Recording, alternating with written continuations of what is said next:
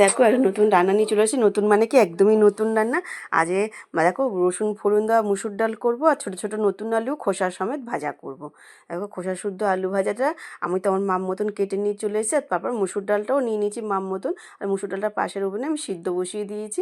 সিদ্ধটা হতে হতে আমি আলুটা ভেজে নিই। একটা দেখো আমি তো কড়া বসিয়ে দিলাম, কড়াটা মানে গরম হয়ে গেছে, তেল দিয়ে দিলাম, আর একটা কালো জিরা আর শুকনো লঙ্কা ফোড়ন দিলাম, দিয়ে নেড়ে চেড়ে আলুটা তো গোল গোল করে আমি কেটে নিয়ে এসেছি, কেটে নিয়ে আলুটা দিয়ে দিলাম, দিয়ে নুন হলুদ টলুদ সব দিয়ে মানে ভেজে নিলাম। ভাজা হয়ে গেল, এবার ডালটা সিদ্ধ বসিয়ে দিলাম, ডালটাতে নুন হলুদ দিলাম, এই কড়ার মধ্যে ডালটা ফোড়ন দেবো।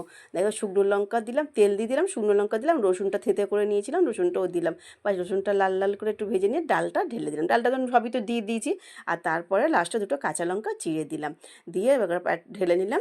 এবার দেখো বন্ধুরা মানে রসুন ফোড়ন দেওয়া মুসুর ডাল আর খোসাওয়ালা আলু ভাজা খেয়ে দেখো আমার মতন কেমন লাগে, আমাকে কমেন্ট করে জানিও। ভালো লাগলে